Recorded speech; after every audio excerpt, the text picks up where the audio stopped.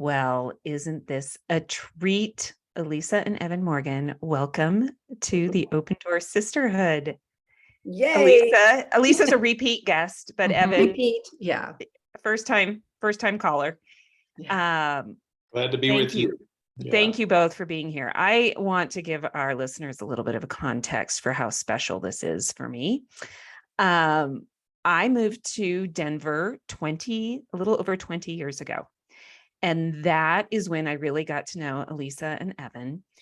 Elisa worked with my mother-in-law at MOPS International, and you two became some of our life mentors. I was going to say parenting mentors, but there's so much more than parenting there. There's how to live in ministry, how to be people of faith, and how to parent, and how to have a healthy marriage. I would say that your marriage is one that I really look to as one that has withstood the test of time and some hard things that have been thrown your way.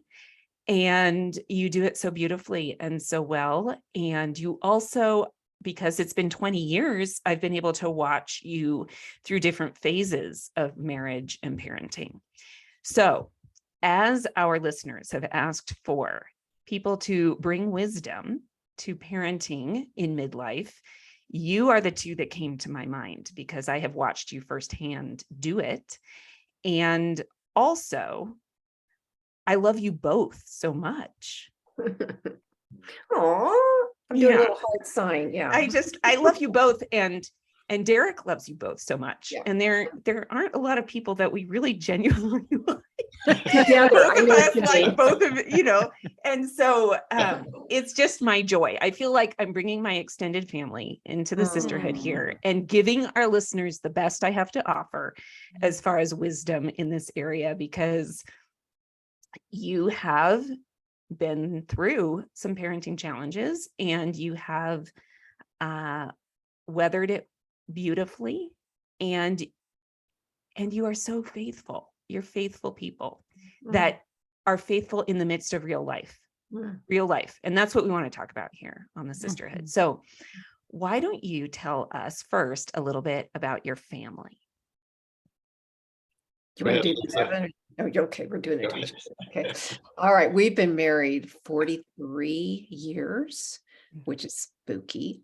And we have 2 adult children in their late 30s, a girl and a boy. We have 2 grandchildren of the one couple. They're 10 years apart. So one's about 18 and one's about almost 8 years old. So that's super fun. We also lost a sweet baby in between the two. So that's explains some of that gap. And our son is married as well. And they are awesome. They've been married a good while now. So both Evan and I work in ministry, as you mentioned that. We've switched a little bit, some of the organizations we've worked with over the years, but we still work full-time in ministry. Well, and you just mentioned that your grandson is like college age. I know. Not only are our children in your topic, but our grandchildren. My gosh. Yes. Our oldest grandson has just gone off to college. Yeah. That's so special and so hard, right? Just like parents, special and so hard. Though I don't know what it's like to have a grandchild, but I can picture that it is fun because you guys are super close to him. It's not every grandchild-grandparent relationship is as close as you have with your grandkids. Well, I'm just going to throw it out there because I know we'll be going through some of this, but we became grandparents quite early in life. And our grandson and his mom lived with us for the first 3 years of his life as she was a single mom. So yeah, we are unusually close. And the challenges have been, sharp too, because we have been unusually close. Well, and we really are hitting on one of the most vulnerable topics today. It's just interesting because there's so many books and blog posts and courses on, how to do all these things when your kids are little. And then people kids grow up and parents get older, and then everybody goes silent because, one, it gets really hard. Two, you're trying to respect the privacy of these young adults who don't want their information being shared. And three, a lot of people feel like failures. Like, okay, I put my best effort out, but it's not turning out the way I had hoped necessarily. So, or that I thought. Sometimes it's just, okay, I need to shift the way I thought it was going to be from the way that it is. So tell us a little bit about like this season of parenting and some of the things that you've observed over time about parenting older teens and young adults. Well, one of what we've encountered is that as they age, and especially they hit 18, 19, 20, as we mentioned, our grandson is even in this age now, they take on their own values. They begin to take on their own convictions. They take on their personalities, emerge in different ways. In many ways, their quote, respect for you and your wisdom isn't so wise anymore, in many ways. And part of that's good because that's part of their separation and all of that too. So we've had to learn to value that, but it's also hard to leave that authority position and then watch sometimes decisions that are not good, and then determining when to step in, when to not step in, and how that changes. In fact, as they emerge from 20s, 30s, it's different than when they're in the teens. Mm-hmm. So we just seen that they take on their personalities get developed in their own ways, and as they merge into adulthood. I think that's so right on the money. It's the task of adolescence and young adulthood, is individuation and separation and moving from who your parents said you were to who are you really. And that adventure for a young man and woman is key. The tricky thing is that we're not done either. as middle-aged people, we're not done. In fact, we're embarking on some of the most confusing and challenging decades ourselves. Our whole purpose shifts from being about raising our kids and establishing a family and providing for that family and identifying that family. We move from that to a season of, well, where they all go, and now what do I do? Even if we've been in the workforce the whole time, or if we've been at home the whole time, or a combination of them both, the reality is our identity is being shaped as well, and we begin to wonder, do I evaluate who I am and define it based on how my children turn out? And if they have turned out differently than I had planned or hoped, well, then, yeah, I might really have to deal with my own self-worth and image. And even if they turn out great, but they're so great that they run off and we never see them again, I still have to redefine my worth and value. And that process of what's my purpose now and who am I? Really looking at my life, I could have another 40, 50 years. Mm-hmm. What? Years to go. What do I do now? So it's a season filled with angst. And you're right, we don't give a whole lot of press to it, or a whole lot of interview time to it, or a lot of podcast time to it. Mm-hmm. Yeah, I just keep thinking over and over, God gave my kids free will. Like, question mark, why was that a good idea? And but it opens up my understanding of free will in all these new layers of, oh, I'm getting a hint of what God must feel when I make these choices, or I take these steps, or have these ideas that might be out of alignment. Mm-hmm. So good. Go ahead, Krista. That whole idea of personal choice. I remember in one of the most bleak times of our parenting and kids making some choices that were really, really heart-wrenching for us. I was at a board meeting in Michigan, and I was sitting getting ready to get on the plane, and a mentor of Elisa and mine, Vernon Browns, was sitting next to me, and I said, Vernon, am I just like the worst dad in the world? I mean, I am just beside myself. And he'd been a counselor for 50 years at the time. He was such godly wisdom. And he said, Evan, he put his arm around me and he said, what you do and what I do and what your kids do is a function of three things: environment, heredity, and personal choice. And he said, those combination of things, you're never going to know what combination or what has done what. But environment, I imagine you've been not a perfect parent, but I imagine you did a decent job with it. Heredity, your two were adopted, but you know that even in biological homes, one child goes one way, heredity has an impact. And then there's always that issue of personal choice. God gives us free will, which you just alluded to. And he said, I think you need to release, understand that God's working through all of those things. And he opened up the book of Isaiah and he read through several passages where God is bemoaning, saying, my children, you've gone so far from me. And he said, looks like there was another father that had difficulty with his children. So there was a sense of release that came from me, just that for that issue of understanding that all of these factors and so many of them, and we can whip ourselves, into a frenzy about what we've done and what we've not done. But understanding, sure, there's things we have to learn and we have to grow from, and we need godly wisdom from. But there's also this sense of a release that comes to know that God's got this. I love that so much, Evan. Such an encouragement. And also there's a certain letting go. It feels like when I listen to that, I think, okay, like, yeah, I've tried to control the controllables as much as possible, but there's also, uncontrollables, and I have to let go of those, including the free will. And, Elisa, what I heard you say is just this idea that we have to know where our identity is, and that really, often as parents, our kids are mixed in with that identity really closely. And I think maybe it's by design that when they become young adults, we're a little bit forced to separate that out.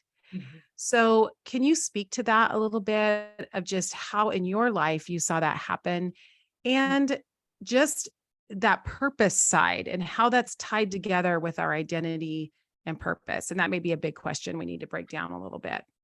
That's a great question. And I think I want to start with this. I just said this to a friend the other day. We were both going, why didn't we do this? Why didn't we see that? And, the conclusion is you only get where you are when you get there.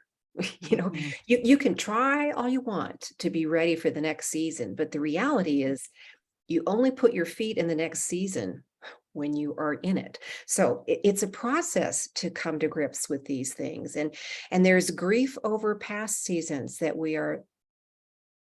they're behind us. There's grief over that. And everybody's going to do this at their own personal speed. It's not like everybody's going to be uniform.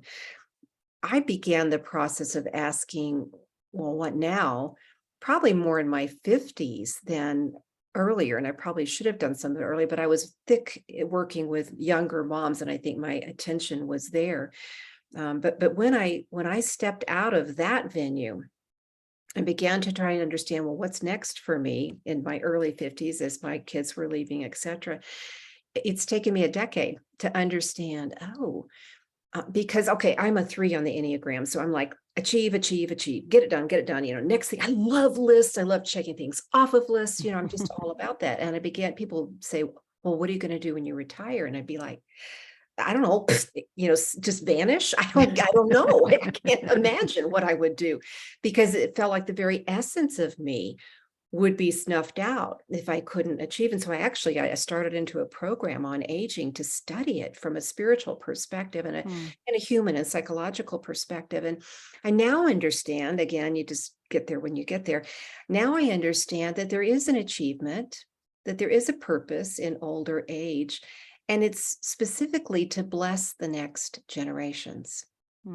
It's to step to the side, not off the stage and you're gone, but step to the side and cheer for them, mentor them, give to them, and the accomplishments of the next older generations. What I'm supposed to accomplish is fruit bearing, not so much children bearing or grandchildren bearing or different job bearing or et cetera, but fruit bearing. Do I look more like God now? So all of those things fit beautifully into how we parent adult children, how we grandparent grandchildren. They fit beautifully. I don't have to lose anything. I don't have to lay anything down except again, once more, and Evan alluded to this, my right to control, the relinquishment of some of these tasks to the next generation. I really appreciate that. And there's just so much wisdom there. I mean, just what you said, even of stepping aside and being a blessing and sharing on. I mean, I think a lot of us can get behind that idea that how can we just be a blessing and how can we pour into, despite maybe in some situations, how people are acting, despite maybe the choices that I mean, for some, it's going to be really easy because they're making choices that we would make. For others, it's going to be really hard because they're making choices we don't want them to make. And yet the mission is the same, right? Let's be a blessing. Let's come alongside. I love that so much. Thank you. So let's get down to what are some mistakes that you made in parenting? We would just, I often think of that even in my own self as I talk to people that are a little bit behind me, like learn from me. Here's some things I've done that I wish I hadn't. So what would you say some of yours are? I think when you're in this stage especially where things are not going well, it's a little easier when, you probably feel you're God's gift to parenting when everything's going well.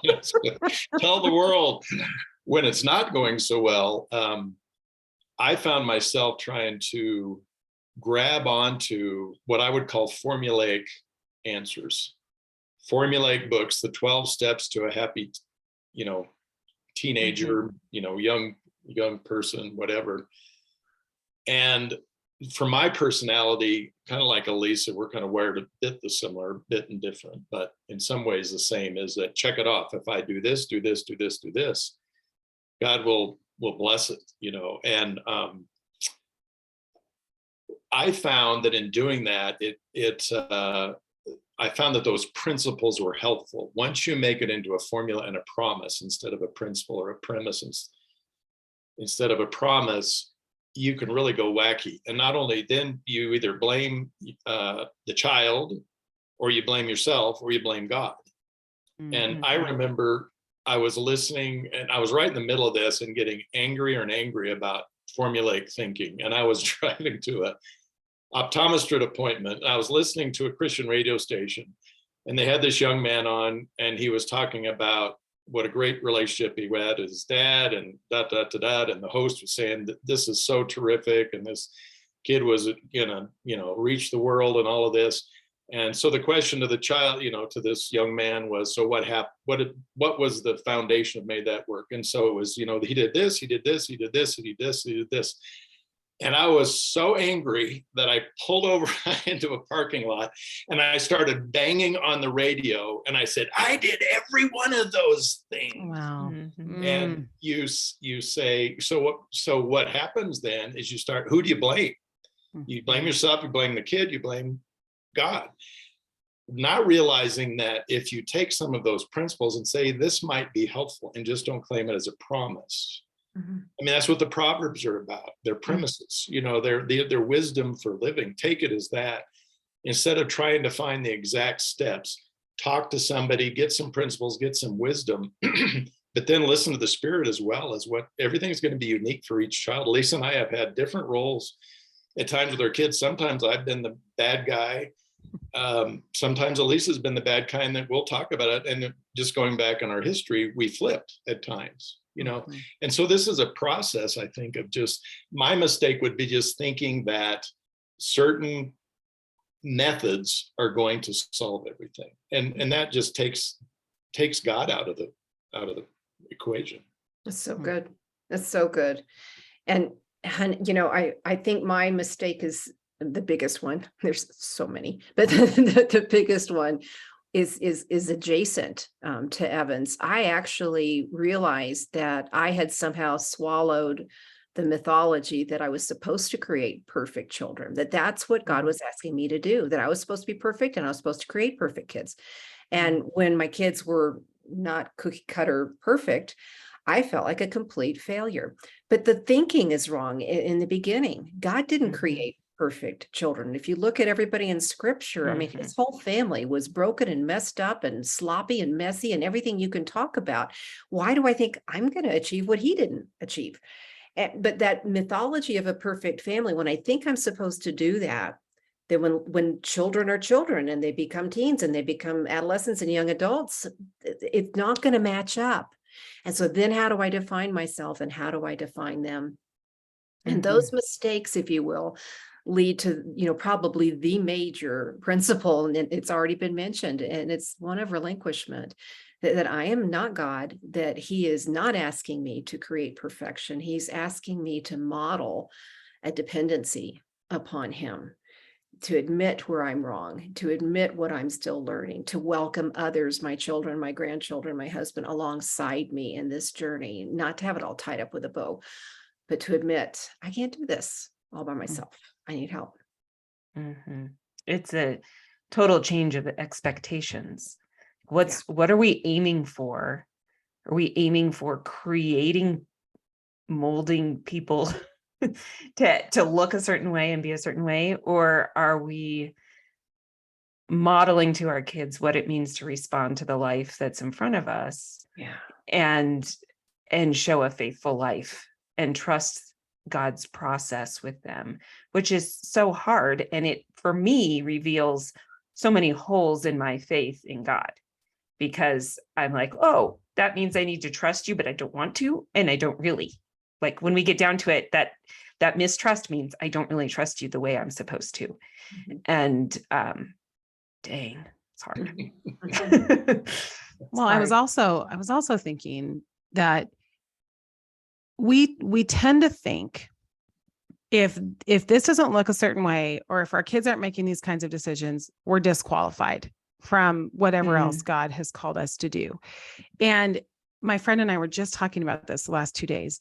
Actually, that in God's economy qualifies us more to be released into his work, because it's actually now in our humility and in his strength, not ours, that we are then propelled into work, right? Because there's no pride. I mean, that's the thing about parenting. It will break you down, right? And that's ultimately actually a really great posture for us to then go out on mission with.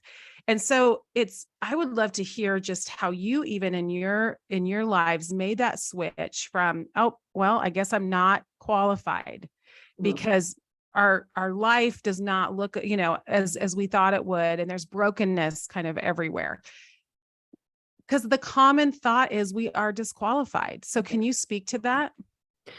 You bet. I felt completely disqualified, and I kind of felt sandwiched between my parents' generation, the divorce in their family and their marriage, dependency on, addictive behavior and, some other kind of crazy stuff. And then my children's generation and some of the choices they were making. And I sandwiched right in there was me doing it all right, trying really hard to do it all right. And I stubbed my face and fell straight into the sin of pride, that, oh, I didn't do it all right. I'm self-sufficient. I'm proud. and thank God I'm not my parents' generation. Thank God I'm not look at me. And that's when I broke, really. And this whole understanding of, boy, I'd set myself up for the complete wrong goal in parenting. And what's so stunning about that is the Lord began to show me in scripture, especially, all the broken things he used beautifully. I mean, things like a broken jar of oil that he used for Mary of Bethany to anoint his body before burial, or broken fishing nets that he used to call Peter, or broken stone tablets where Moses had to once again go and meet face to face with God and get his covenant for his people. On and on, broken things, a broken roof, and then a paralytic was lowered into Jesus' presence, until finally you see the broken body of his son, our Savior. And I began to understand, and it's a process, lots of therapy and lots of asking for forgiveness. And, I'm not like fixed. I still have cracks all over my being, but I'm not ashamed of them in the same way. And now I understand that breaking allowed more of God in, like you're saying, Krista, and allowed more of him to take me places where I didn't know I could go and minister there. So yeah, I 100% believe that, our brokenness doesn't disqualify us. It absolutely further qualifies us. When we put it in the hands of God, he shapes our offering into something that's more useful than it was before. That actually brings me to tears. I just feel like who of us by midlife can't relate to broken things? I mean, can anyone, I mean, whether it's in our personal story or a friend's story or a family member's story, I mean, all of us, we touch brokenness everywhere, and then we touch it in ourselves. So that really speaks to me. And thank you for that, because I think that is just a word of encouragement, and that we're not sidelined because of the brokenness. That in fact, no, we're actually now in a place like God can use a broken and contrite spirit. So I love that. Thank you. Can we go to this idea of our kids' choices, which often sometimes are the things that break us too? When our kids might be making choices that will hurt them, how do we navigate that as they are making these choices in free will? And yet we know that there may be consequences for these choices. What do we do? That comes back to maybe a bit of what I talked about before. I think in our situation, each situation was different. I found that I recall one time when we'd had to make a decision that was really, really tough with one of our kids. And for the first time in my life, I understood the idea when people say I literally fell down, could not stand up, and wept. I was actually in the shower after making this decision and just fell down and wept in the shower and couldn't. And that decision, that result of that decision was because I was not certain at that time whether that was the right decision. Elise and I made it together, but there was an uncertainty, and the only thing that could happen from that was to say, you go with the best wisdom that you have, the best judgment that you have, the conviction of the Spirit through prayer. You make the decision, then you move on, but there's always going to be a bit of a question on the decisions that you make, and you're only going to be able to leave that to God to say, if it's wrong, then God, please redeem it. And that was really my prayer at that time. If it's wrong, it's not in your plan, please redeem a bad decision, if it was a bad decision. And so I think there's been those times where we have just vacillated. And again, there's been times where I've said one thing, Elisa said another, and we come together. And you say, well, which one is right? So you say, we move ahead and you ask God to redeem whatever's happens. Again, it's that release that I think has to happen. Can I ask, so years later, how do you see that decision now? That particular decision, we've actually talked to this child about it, and it was redemptive in a way. I'm not saying it's perfectly redemptive, but I think there was a wisdom that came in seeing the result of that decision that made sense, but it didn't make sense till years later.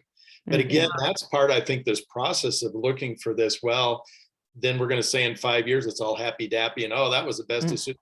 No, this is a process. And I think, God's eternal. His time frame is eternal. We don't know.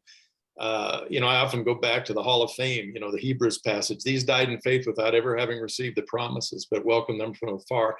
And there's ways in which sometimes we have to welcome from afar the decisions that we have made and trust that God is going to redeem those. But I'd like to say that we look and say, yeah, it really worked out well. It doesn't always. I mean, one of our children still regrets one of our decisions. And that's hard, to hear because we thought we were doing the very best thing. And they'll go, Mhm. how could this have been the best? And the other thing is that you don't just end up on the other side. Okay, now we're done. 20 years later, we still are working on things. There Mhm. still is wounding, Mhm. communication struggles, respect needed. I think bottom line, we choose to stay, but choosing to stay often means relinquishing more and Mhm. respecting more, and a closed mouth more often than an open mouth. It is really difficult. When your kids are 16, 18, before they're 21, why can they do all this stuff and they're not 21? And guess what? You're responsible as the parent. Mhm. You're the one legally on the hook, okay, for their choices. Well, that's one thing, 21 and on. Okay, that's a little bit different. But so Mhm. you're gonna maybe respond a little bit differently. I remember watching one of our kids just, it's like the light would turn red and they'd go, it would turn green and they would stop. It was just like crazy. Everything was the opposite of what we thought they should be doing. And I remember this odd equation came into my head. It's like A plus B equals C. We know that. It makes sense to us. It's logical. And so you expect your child to go A to B to C to Mhm. D to E to F, etc. What happens when they go to Q? They skip straight from A to B to Q. And then they Mhm. stay at Q, they go to Q to the 16th. And you're going, Mhm. why are you at Q to the 16th? It's not even on this map, but it kind of is. Mhm. And the Lord has just gently said, Elisa, if Q to the 16th ends up at Z, still, is that okay? And like I said, different when they're 16, 17, 18. And we had some of our very hardest, very, very hardest moments in those years when the responsibility really came to us. And we look now and, I'm not at Z yet. I got a long way to go before I'm at Z. So why am I stunned that they're not at Z? But Mhm. we're on the journey. We're doing the Mm. alphabet. Yeah. I appreciate that you said that, Evan, about, we're often presented with two, what we feel like are bad choices. Like, I'm going to choose, here are my options, and I don't like any of them, but they're what I have to work with. And no matter how much we pray that another option is going to drop in our lap, it's no longer there. It's been taken away because of a child's choice or just life circumstances that have happened. So I think it's very relatable to say we just make the best decision with what we have and trust that God's going to fill in the cracks or redeem the cracks. And it's so hard to know. And it just puts us in this place of humility and trust that, again, that's hard for me to do. You mentioned, Evan, that you sometimes would have different opinions about what road to go down, which choice to make. How did you support each other during the really hard times of this isn't clear, but we want to be on the same team, so to speak? How did you work towards maintaining that unity when you maybe saw things differently? Yeah, I remember one time, I think generally, maybe correct me if I'm wrong, Elisa, but I was often the more hard person. Elisa was the more embracing. There was one time where it was flipped, and Elise was like, I'm done. And for some reason, I had the conviction, no, this is a time to try to bring back in. And I think, and this is one of the ways we've tried to navigate this, is just really listening to each other and hearing each other's wisdom and jointly saying, God gives us both direction and wisdom and insight on this. And I think so much of that is just communication, and then just hearing each other out and hearing what their conviction is. And in that case, Elisa said, yeah, maybe you're right. And many of the other cases I'd hear and say, you're right. I'm trying to fix it. I'm being a hard nose. And I just feel like it's such, and that's why I get back to this formulaic thing. It's just very difficult to say in any given situation, this is the right way. This is the way, walk in it. That's really difficult when you're making a parenting decision. It's finding whatever wisdom, as I mentioned, you can find, and then talking about and praying about it and getting other counsel like we got from our mentor, but in that case, it was communication. Lisa, you Yeah, I so agree. And has surprised me, but there's another piece in it too. And that is knowing where you are. A lot of times we don't know where we are. And so when you try to communicate, it's just like so frustrating and it's so confusing. We have to do our own work. And by that, I mean, being honest with where are we really? And, Evan has helped me at times, going, where are you? Well, why are you that way? And what's that bringing up for you? And, where do you think it's from? And, and sometimes I have to do that for him. So I think everything we're talking about on this little topic here is about our responsibility, and before God, what are we responsible for? We're responsible to be honest and to seek the best and to trust and relinquish to him that he will redeem. And I put it in a phrase that helped me because I was so stuck on I've messed them up. I put in a phrase that I'm not responsible for my children's choices. Okay. I don't have to carry that. That was their choices. They made the choices. I'm responsible for my response to their choices. And that's where it comes to. You're often right. It's not happy or miserable choices. It's choices of sometimes two miserables or two disappointments or two sadnesses or two losses or that kind, whatever. But I'm responsible. And so the only way I know to go through that is to try to do my work and know where am I in this, and then try and listen and move towards Evan as we make our response together. And there have been times when we haven't agreed. There've been a couple. And sometimes I might say, well, this is where I am. And he might say, well, this is where I am, but we're going to choose to do this. And that's been helpful as well. Did you have a communication structure? Or, I mean, when you really are miles apart on a decision, I mean, how do you practically navigate that together? We fight. Oh, that's a good question. I don't think we're so fancy as to have whatever you just called it, a communication structure or something, but that's a fun idea. Well, can I make an observation? I mean, part of why I thought you both would speak wisdom here is because I watched you during some of those hard years respect each other. I think you really honor each other. Oh, I'm glad. Thank you. I had to learn it. I mean, Alex, I thought I had to handle all the situation with one of our kids, the first big ditch we all fell in. I thought I needed to handle it and protect Evan from it. Now, I know that sounds wacky, but I'm the one who comes from the broken family, and I'm the one who had all the therapy, and I'm the one, blah, blah, blah.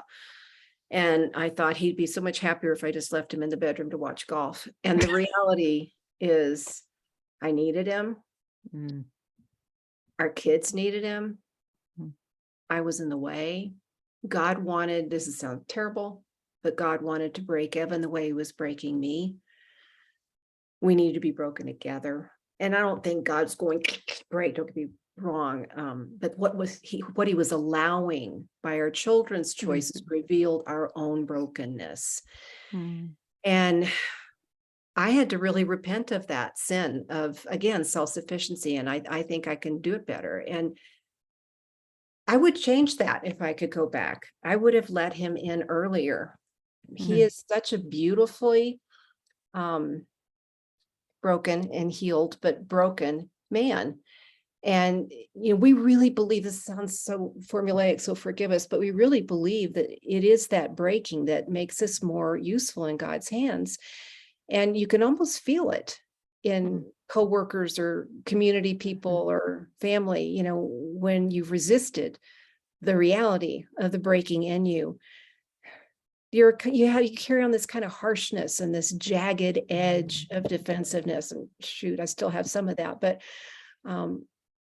those who have received what God wants to grow in the soil of breakage, are so much more tender and compassionate and able to respond in love. That's where that stuff grows, is in the guck. And I had to be broken in many ways. It was easy for me to surrender that and say, okay, Elisa's going to handle all this. She's good at it. She's trained. It's easier for me to watch golf, to ignore it. And just the face of reality of, all right, this is our problem together. And so many things I've learned from Elisa's wisdom on these things. I mean, I don't know how many times now, even in dealing with even people at work and other, this idea of passing blessing, when I want to pass wisdom and fix, is just to say, how can I bring blessing? A lot of the people I deal with in my work at our ministry are in this age group.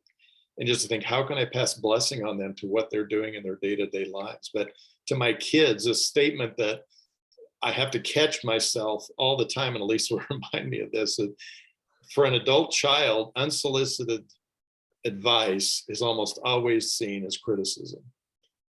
And I'll have to catch myself and say, wow, did they really need this, or do I need to pass blessing, or at least fine? If they ask me, and they do, believe it or not, they come back and sometimes ask for, what do you think about this? If I'm not quick to say, are you kidding? You're doing that? You're not budgeting for this? You're not, I'm like, are you an idiot? Come on. And so I catch myself and say, that's unsolicited advice. Mhm. When they ask, I can provide it, but I can also see, how can I pass blessing on the things that they're doing right and doing well? And that process, I think, gets even more and more the older they get. Mhm. Wow, this is just so much wisdom right here. And you're both just honest. And I think that's what we're longing for in midlife is, can someone just be honest with us? Like, can someone just tell us really how it is, and really what you did, and really the things that are broken in you that are broken in me? Can you name those for me? Because I'm trying to name them here myself. And can you name, so just you naming those and being honest, like, it's just so helpful. So thank you for your willingness to be honest, because I do think you're naming things for people right now. I just remembered that I wrote a little short essay one time called "If I Knew Then." And the second part of it was, if I knew then what I know now, would I have had children? Would I have even adopted children? Would I have even had children? And that was an honest journal entry I needed to write.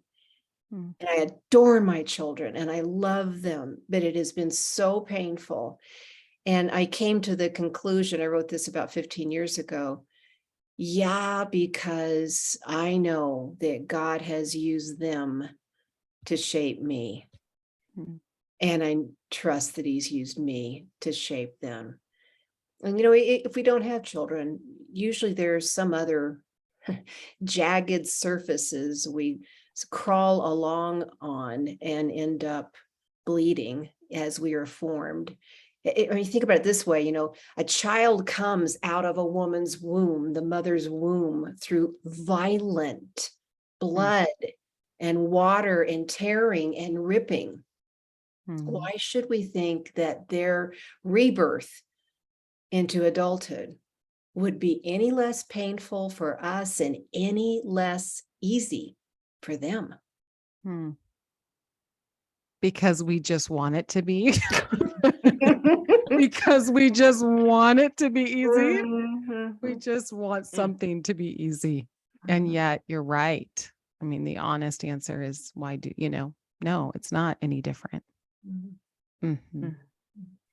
Well, as we wrap up today, I would just love to hear just one final thing from you. And that is, what would you say are a couple of principles that we can fall back on no matter what, over and over? These are kind of the tried and trues, the ones that will get us through in all of these seasons that we go through with our parenting. Evan's got a really powerful one. I'm going to let him end with it.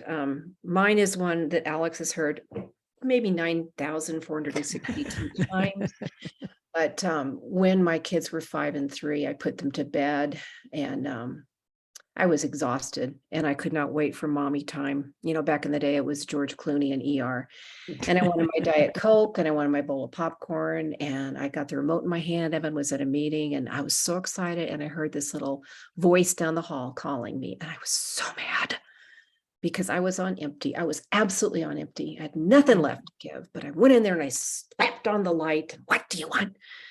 And they wanted more of me, more kissy kissy, more water, more bookie bookie, more prairie prairie. And I was just, and I got through the moment like everybody does. But when I went back to my room, I thought, I don't deserve mommy time. I'm just the worst. I'm going to ruin my child. And I just thought, Lord, I'm going to pray that prayer from Hannah, for this child I pray. And now all the days of their lives, I just give them over to you because I'm going to ruin them. And, God just so funny was like, I'll take them, Elisa. They're already mine. Do you trust me to decide if they're going to, have a life-threatening disease and survive it or not? Sure. You're the divine physician. Well, what about if they don't get married? Or can I, that I'll pick the best spouse? And I'm thinking I'd kind of like to be involved, but okay, I trust you. Do you trust me to decide how to be schooled, even if it includes homeschooling? And no, we're not doing that, but okay. And then the big boom. Do you trust me to pick the very best mother for your children and for who I know they will become? And I couldn't think of another answer except, yeah, because I really don't believe God makes mistakes. And I've looked at that truth for 38 years. And I believe it. I was his best for my kids. And I cling to that, even with all of my brokenness and neediness. I cling to that now. So good.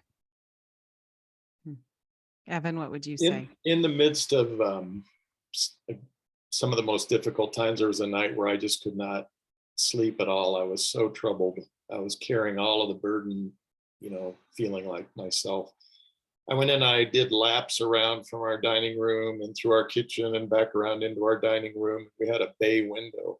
I was up literally 2 or 3 hours in the middle of the night. And I finally sat down, I could just sense God saying, sit down and be with me. Just be with me. And I started looking up in the sky, and one of these Colorado beautiful cloudless nights, and I could look at all the stars. And I was just like, yeah, God, I get it. You're infinite. I see the stars. Yeah, cool. You're powerful. You're in control. I'm surprised it just didn't get zapped, like vaporized right then. My attitude was so bad. But I kept sensing, just keep looking, keep looking. I finally focused my eyes, and I come to this all the time. I go out on my deck at night and look for it. And Lisa goes with me some nights. My eyes focused on Orion's belt, those 3 perfectly aligned stars up in the sky. And I thought, what I know, I don't know anything about astronomy, but I do know that those stars are millions and billions of miles away from each other. But yet, as I look at them tonight, they're all in perfect alignment. And I heard God's voice of that saying, yes, Evan, where I sit, everything lines up. Wow. And that beautiful statement from God, of God saying, if you come back with my perspective, come back farther, farther, farther, no matter how things look right now, where I sit, everything is in alignment. Everything makes sense. So I come back to that all the time and just feel like in the midst of the brokenness, God's in control, no matter how bad things look. God's sovereign, he's on the throne, and I need to step back and realize where he sits, everything lines up. He's eternal. His perspective is always going to be different than ours. That is so, so helpful. And what a visual for us to end on today. Just God is God and we are not. And he sees clearly in a way that we simply can't. And then back to what Alex was talking about, that question of, so do we trust him? Do we trust him to align those things in his eternal time and in his eternal way that we just can't be in control of? And again, we open our hands and we say, okay, God, we trust you. And here they are. They're yours anyway. Back to the beginning of the podcast. God, here they are. They're yours anyway. Yeah. Thank you both so much. This has been just really important. I think that's the word I'm coming to. This has been an important interview, and I thank you so much for it. Yeah. Love you so much. You too. Thank you. Okay. Bye.